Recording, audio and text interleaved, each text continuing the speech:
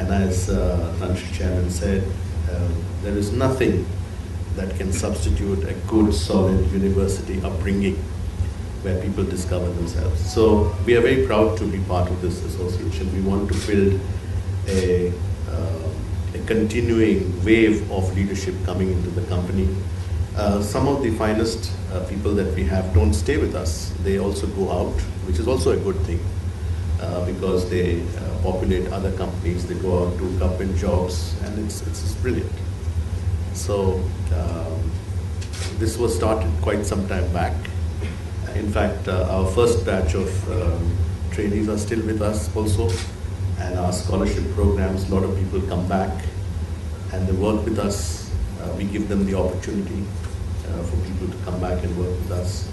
And what we are always looking for is what contribution they will do for the nation. And I think the panelists always ask that question, that will you come back and what will you do for Malaysia? Because at the end of the day, the graduates that come up from the universities are fulfilling the needs of the industry. In terms of talent, I'm not going so much in terms of what is basically the need for the country. If you look in terms of the whole policy of the government of Malaysia, vis-a-vis not only the Ministry of Higher Education, is that the total makeup of the government, we are looking towards the future.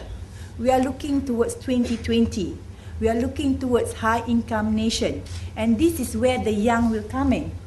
And what Maxis is doing is basically to facilitate this movement towards high income.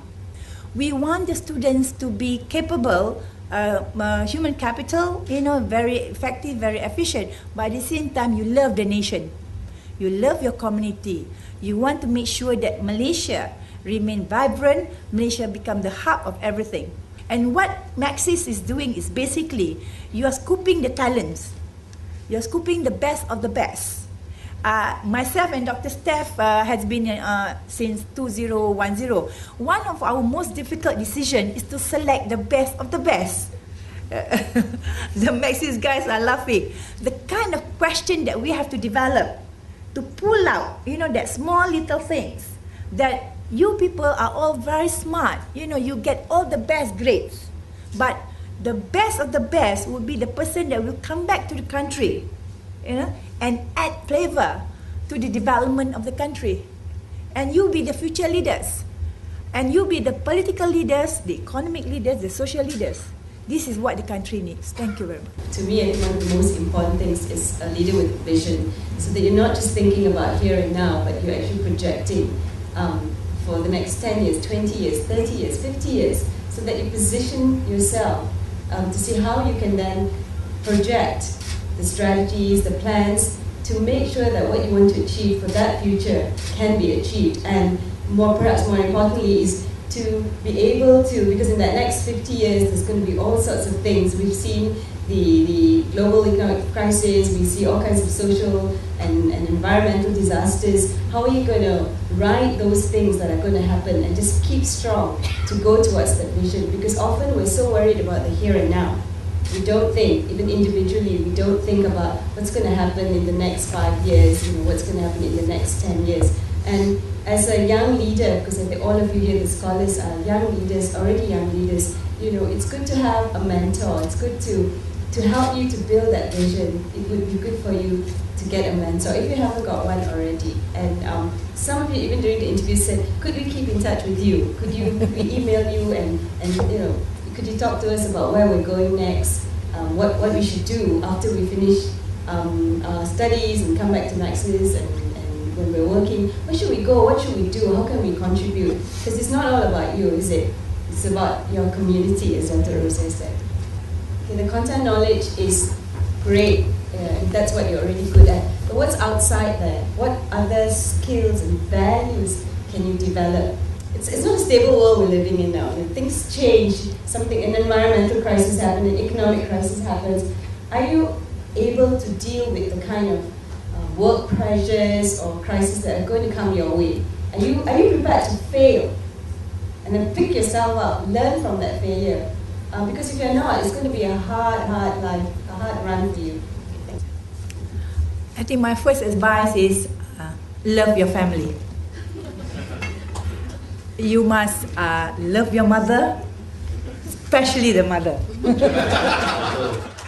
You are given a special gift. God has given you intelligence. God has given you the rizki, the opportunity for you to be different from the others. You are the selected few. You have to do next. What you have to do is to give back some. So you have to learn to give back some of what God has given you. Do some volunteer work. Do some charity work while you are in schools, in the universities. Don't wait until you work. This is a wonderful opportunity for all of you. You heard the panelists speak, the jury speak, the judges. They don't try and reject you. They try and select you.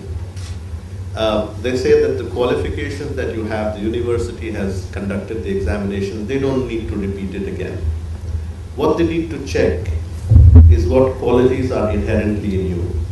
This is not an interview you can prepare for, because it is what you are intrinsically inside.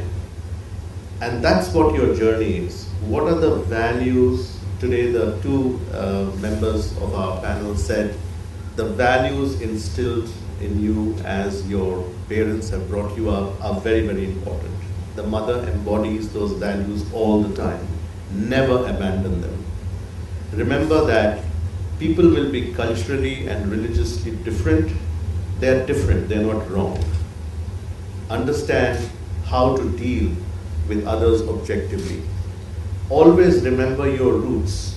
Don't change them. You don't have to suddenly pretend to be somebody else because your roots are strong. And that's where your conviction comes. Keep your mind absolutely open.